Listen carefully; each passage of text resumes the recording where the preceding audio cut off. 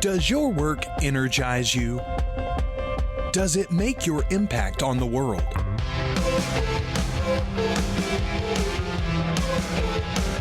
Welcome to Start Anew, the show that looks beyond success into freedom, fulfillment, and your passion-driven career. Join your host, Sumbul Sang, for inspiring stories and bite-sized training to help you start anew with clarity. And now, here is Sumbul.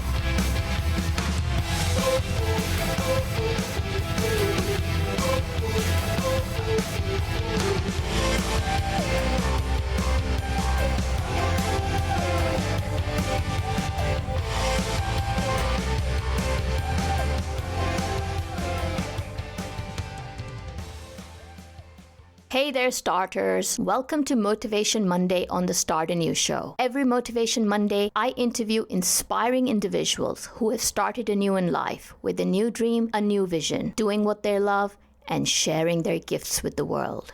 I hope that their incredible stories inspire you to start anew with clarity and confidence. In a moment, you and I will be joined by my guest, Ron Carucci. Ron was introduced to me by a mutual friend, Dory Clark, who suggested that Ron's story of transition from the world of Juilliard to corporate and consulting would be a great fit for the Start Anew Show. And I can't agree more with Dory. There is an art and science to starting anew, and Ron has mastered it. And starters, you can learn from Ron and model him. In addition to being a dramaturg, Ron is the founder of a boutique consulting firm, Neverland. He has spent the last several years exploring his new passion of ushering in the next generation of leaders, and he's spoken around the world on topics pertaining to developing leaders of tomorrow. Ron is a thought leader and co-author of 8 books, including Rising to Power. He contributes regularly to Forbes and Harvard Business Review, and he's featured everywhere, you name it, Fortune, Business Insider, CNBC, Bloomberg, to name a few. In part 1 of my interview, today, we unfold Ron's story of multiple career transformations. In part 2 of our interview, which goes on air on Wednesday, we get Ron to put his coaching hat on and share with us lessons learned from his career in leadership to help solopreneurs, small business owners like you. Now, without any further ado, let's get Ron on the show. Ron, hello, and welcome to the Start Anew Show. Hello there, Sumbul. So great to be with you. Thanks for having me. It is a privilege to have you on the show today, and I'm so excited to talk about some of the amazing stuff you do. But before we do that, please take us back in time to where your career started. Tell us what you were doing. I began earning money in the professional arts field. Since I was 10, I grew up outside New York City, and I worked in the commercial theater business. And when I graduated high school, decided that I wanted to pursue that field. And so spent the very early part of my career in performing arts. But I learned quickly, after several years studying at Juilliard and New York University and working on stage, that I bored quickly. That while my friends were thrilled for the kinds of things I was getting to do, inside I had this burning sense of dread at the notion of having to do the same thing 8 times a week. And I learned probably by my early 20s that I wasn't going to be able to do that forever. I wasn't going to have the energy or passion to sustain that kind of commitment required for that career. And I needed to begin thinking about something differently. When I was living and working in Europe, I had a wonderful experience that began to open my eyes to what it was that really brought me life and brought out my passion. I was doing back then in the mid 80s, before the field of diversity and valuing differences was even a field. I was doing some work with the U.S. Military and State Department. The company that I work with had a contract there, and we used multiple media, including some performing arts media, to teach and train. And we were doing a workshop at, of all places, Dachau, the museum and concentration camp. And we had German civilians and U.S. military and government officials and East German officials in a room talking about a very difficult and sensitive topic around differences. And in the middle of the workshop, a young American military, probably not much older than me at the time, got very emotional and through tears said, I'm just so tired of being trained to hate. And I was fascinated by his comment that the material had provoked that reflection in him. And so I wanted to pursue it. And so we began a conversation as part of the group about what that meant for all of them.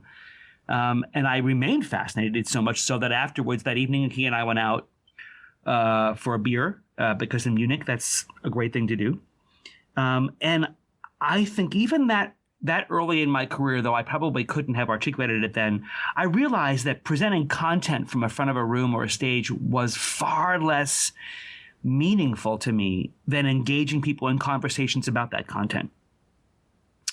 And that began the beginning of a very important shift in my career to not so much just using content to entertain or using content to even just provoke, but truly using content to transform. I can articulate that now. I don't know that I could have articulated it then. I just knew I wanted to experience more of that.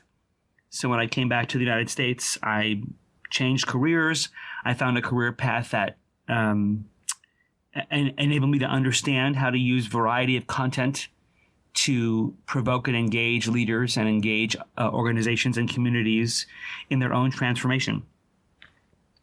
I think the more profound career transition for me came much later in life, however.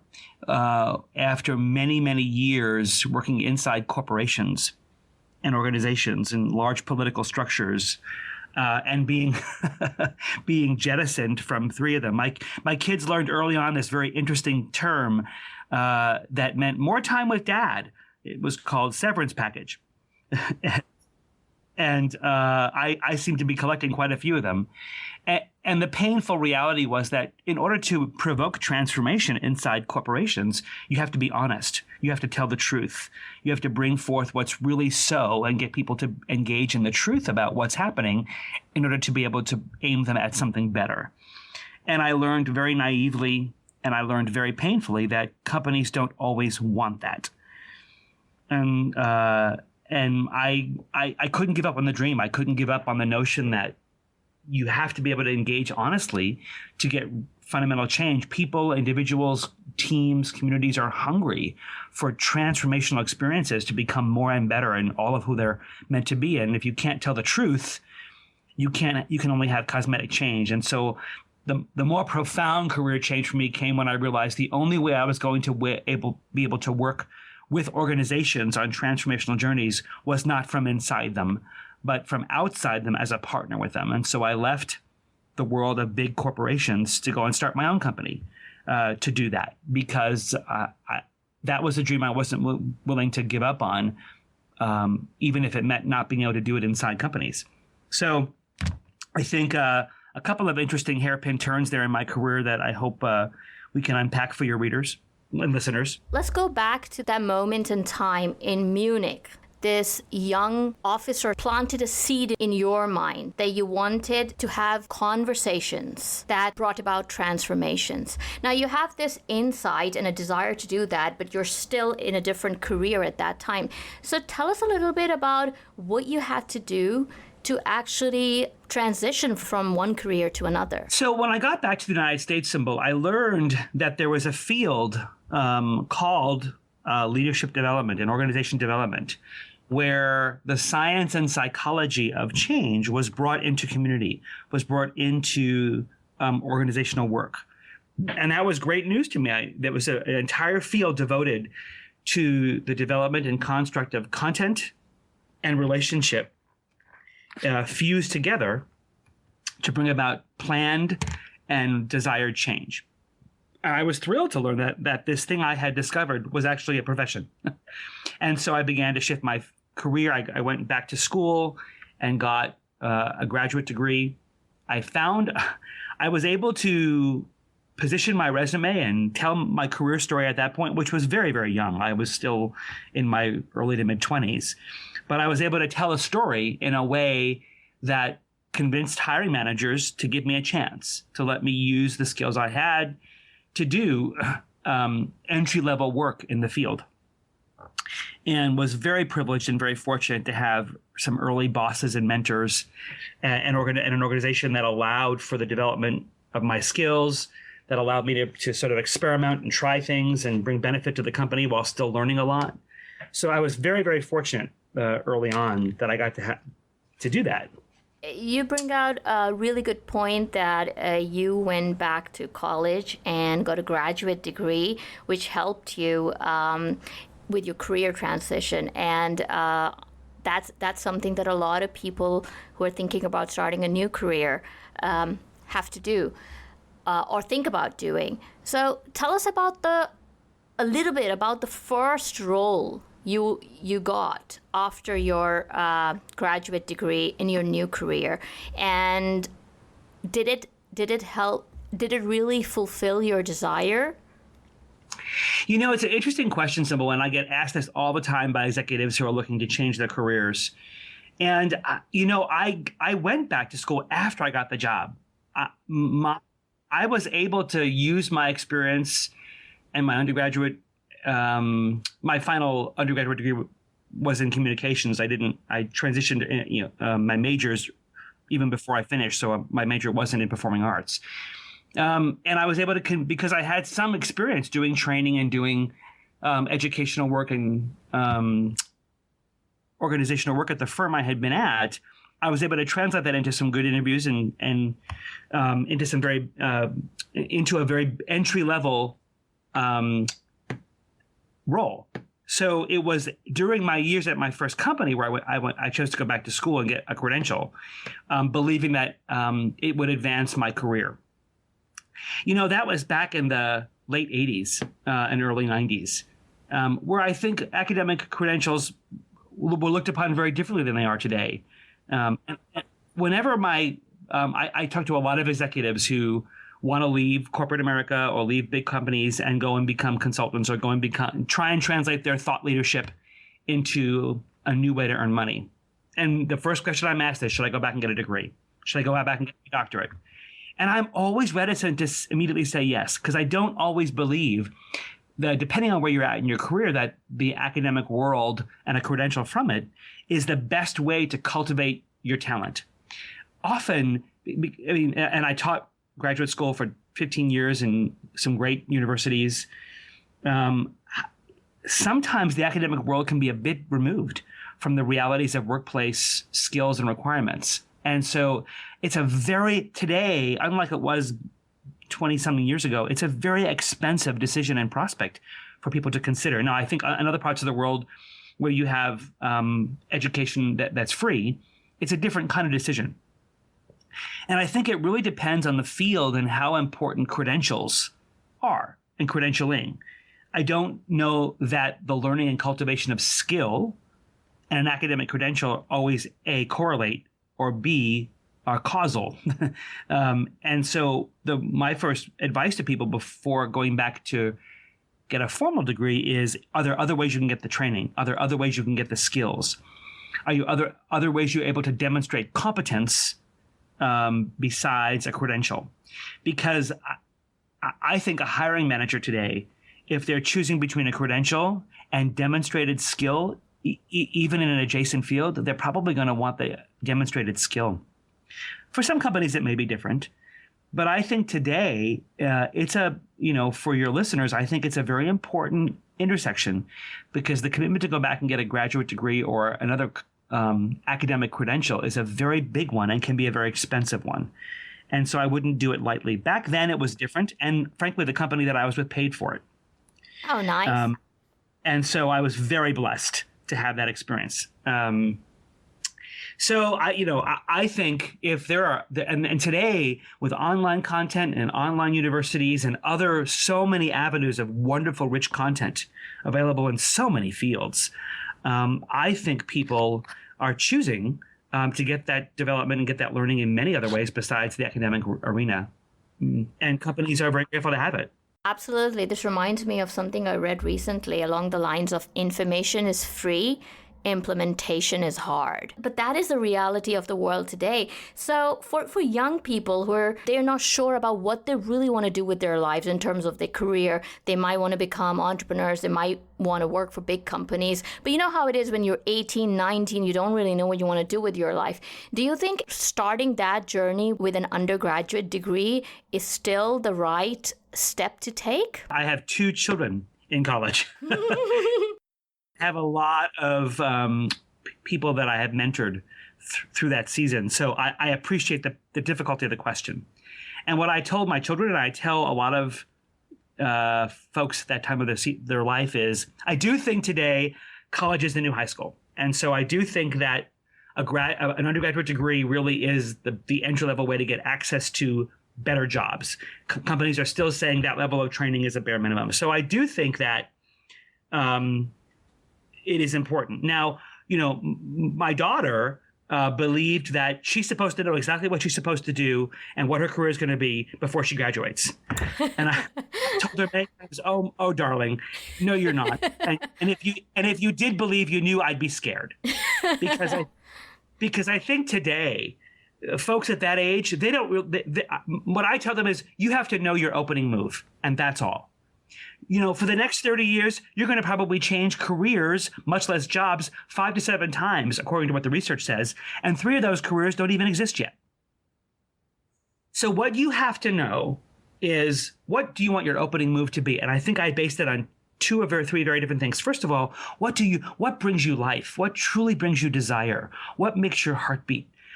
Now, many career advice thinkers today are saying, don't follow your passions, follow your skills, which I think is the other half of the equation. What are you good at? Where have you shown proclivity? Where have you shown natural talent that you want to go cultivate? And so what I've told my daughter is, your job is to be obedient, to follow the breadcrumbs. She has a very clear skill set. She has a very clear sense of what she loves to do and how she loves to have impact in the world. And I said, your job is to be obedient and curious in these 4 years, to find out why you're good at certain things, how to cultivate them, to find the faculty mentors and the coursework that can continue to cultivate those skills, and to continue to apply them in ways, in internships and volunteering, and to learn. And each step of the way that you cultivate more of that skill, explore more of that desire, and see it applied in real life will teach you more about that opening move. And that's all you're required to do in your undergraduate degrees. I think so many folks go into their undergraduate world because they were told, you're going to be a doctor, you're going to be an engineer, you're going to be a veterinarian, or you love this, go do this. And I think that's so foolish, because I don't know how you could possibly know, in a world that's so full of information and so full of opportunities, with careers changing by the day, fields emerging by the day, and fields closing down by the day. With artificial intelligence and automation, you have all kinds of jobs going away. And so I think the most important thing a young person has to do is be true and honest about the desires of their heart, and do the work to, and impulses are different than desire, right? A lot of kids have impulses. They want to go follow an instinct, but truly deep down explore what makes your heart beat. And secondly, to be honest about the talents and skills you have cultivated, and to be a good steward of those and develop them more. And I think if you do those 2 things and find ways to apply them in real life, whether it's volunteers or internships or even entry-level jobs, while you're getting your credential, that's the best way to begin to understand how the world of what you're passionate about, what you desire, what you're really good at, unique at, can come to life in a career. I love what you just said about young people should spend some time getting to know their passions and talents and skills, what they're good at. All of this is part of becoming self-aware. And I truly believe that self-awareness is the starting point to any kind of transformation in life. And speaking of self-awareness starters, download your free self-awareness guide from any page on the website at letstartanew.com. So Ron, I love how you advised your daughter to be obedient and curious. And looking back, I realized that I was obedient, but I wasn't curious, because I started a degree with this view that this is what I'm going to end up doing for the rest of my life, because this is the degree that I am studying, which was computer science.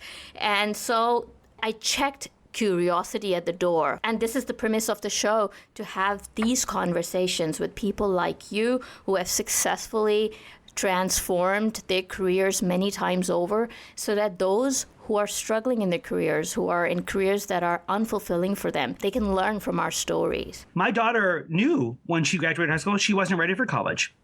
And so she took a year off and she went to Ethiopia to spend a year working in Ethiopia in a very difficult and challenging environment where she had to take her proclivity for leadership and creativity and her passion and love for the marginalized and the victimized and put them together. And she had a most amazingly formative year, learning things she could have never learned in a classroom, experiencing things she could have never understood from a classroom point of view.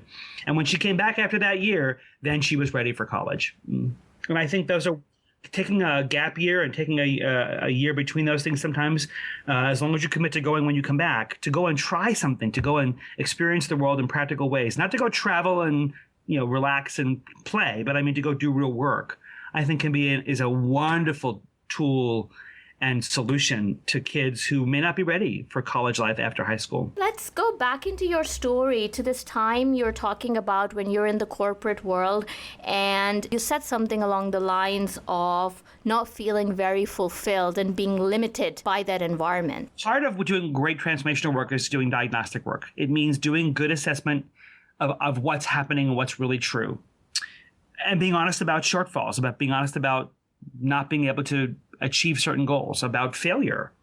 And so many corporations don't want the truth. And so especially the higher up you get in organizations, there's no shortage of people who will tell you what you want to hear. And my job, I believed, what I was being hired for, was to bring about change, was to bring about planned change to help an organization be more efficient, to execute against the strategy, to develop its leaders, to create stronger teams. But in order to do that, you have to tell the truth. And I had to learn the hard way sometimes that diplomacy was important.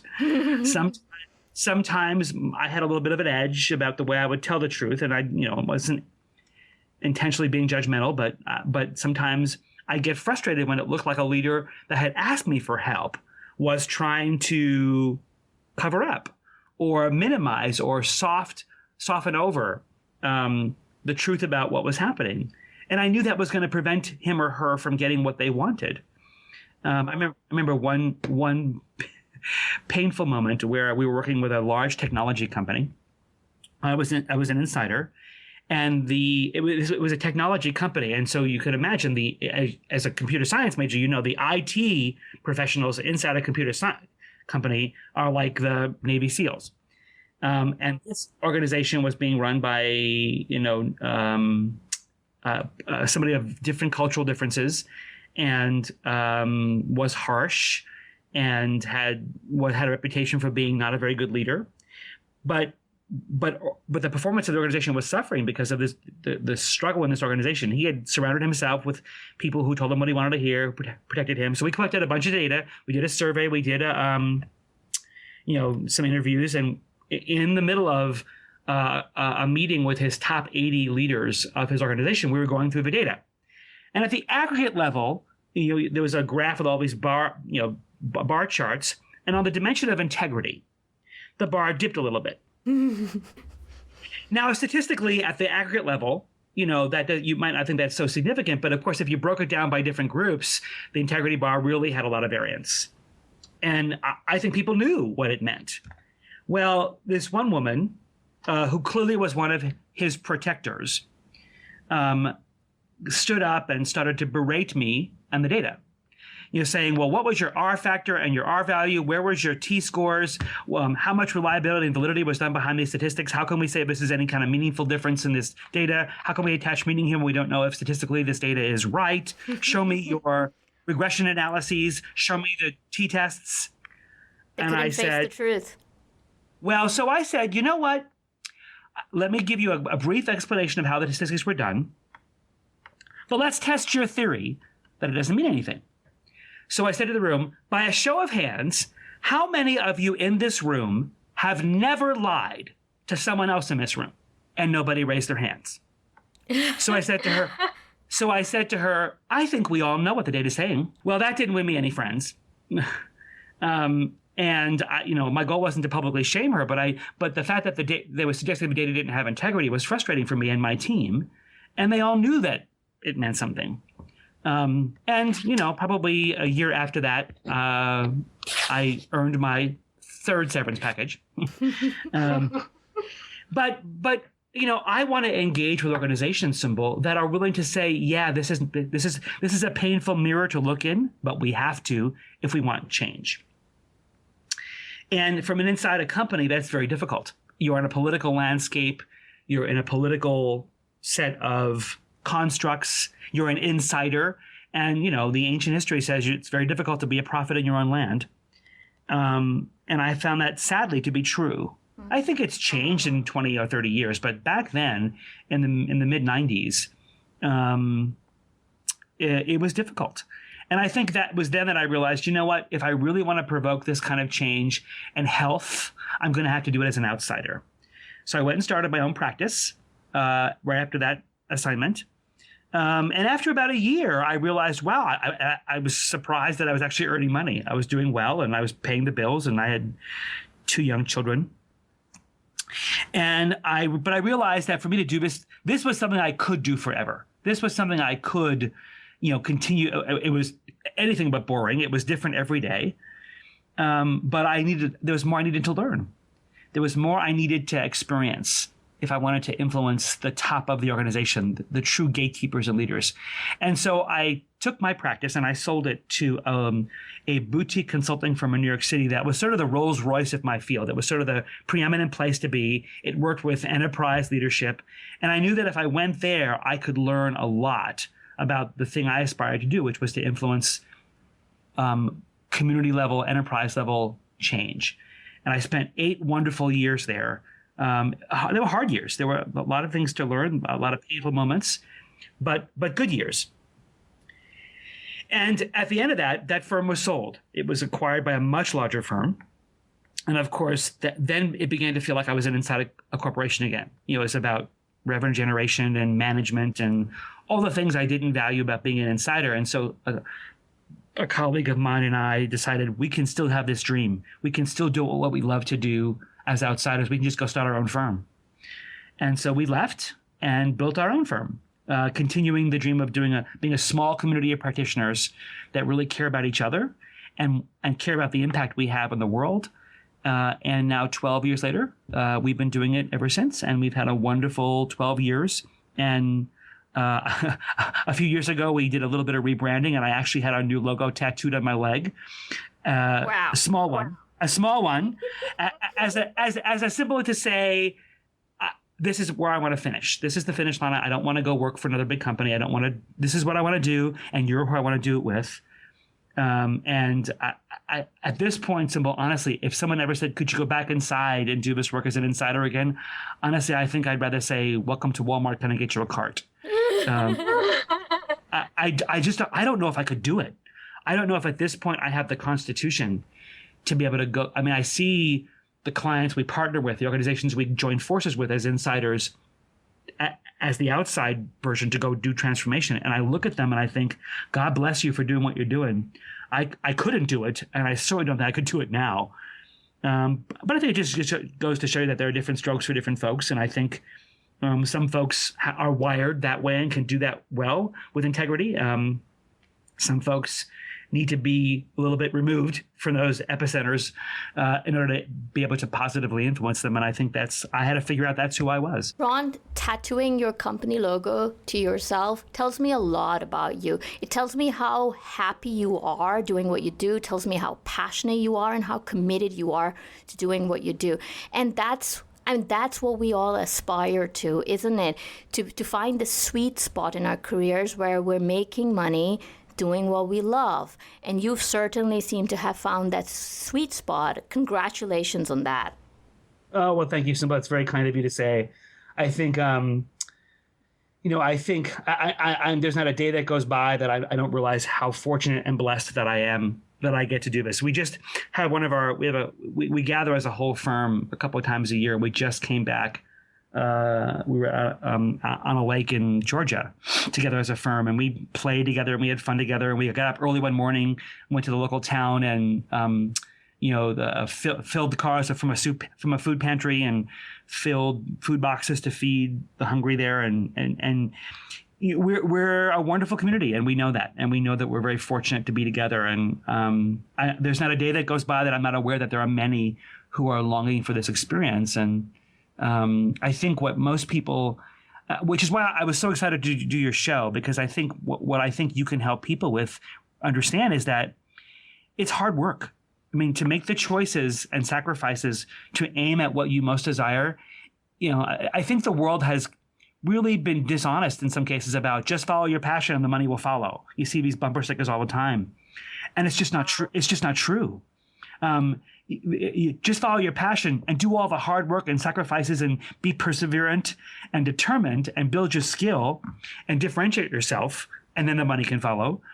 But people don't talk about the hard work it takes to take a hairpin turn in your life. And then not to mention the courage, right? It takes a lot of courage. It takes a lot of risk taking. And if you're somebody that is, in your late 20s, early 30s, or mid 30s, and you now have a spouse, or you now have children, or you now have a mortgage, or you now have obligations in your life that make that risk that much more profound, it's even harder.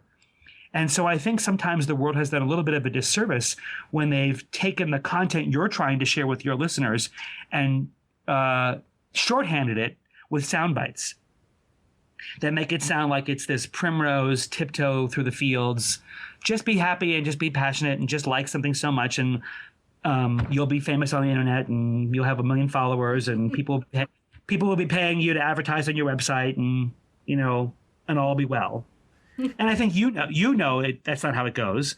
And I think it's why I hope your listeners are starting early in their career. But it's never too late. It doesn't matter how old you are, where you're at. You can make that. You can turn the Queen Mary. You can turn that ship. And you just have to be honest about what it's going to take and how long it could take and what it will require of you. And just put your nose to the grind and get after it. And I do believe if you do persevere, you will discover the work of that you were born to do. And I think when we work with executives who are in their mid to late 40s, who clearly have gone stale, they've gone stagnant, they've just they're just coasting. We have a process of reinvention, and we call it stories from the future. And we engage the leaders in writing stories from 5 years from now and we give them outlines and specific psychological constructs so they have to be honest.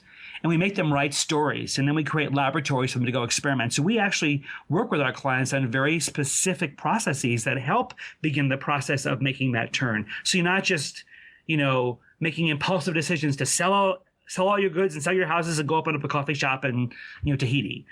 But really being honest and thoughtful about what would be a great choice for you. And if you spent 30 years or 20 years or 15 years doing something, you shouldn't expect to be able to think about what's next in 20 minutes, right? And so we think it's worth, let's spend the next year. Let's spend the next 12 months while you're in this job and it's dreaming about what's next, but dreaming in a very practical way. Let's do some research. Let's get some data about you. Let's find out what your DNA, who you are as a human being, is wired to really do. Let's see if we can wake up some desires you buried. Let's test the future in some scenarios that allow you to discover, where do you dream about having impact? Where do you dream about using your talents and skills? What could sustain you for Act 2 of your career? And doing very purposeful work to discover that, so that after a year, you now have a body of knowledge, a body of insights, a body of experiments that can launch you thoughtfully and judiciously, not without risk and not without requiring courage, but judiciously into Chapter 2, without just leaping off a pier. I tell my clients, you can't leap a 10-foot cavern in 2 5-foot jumps.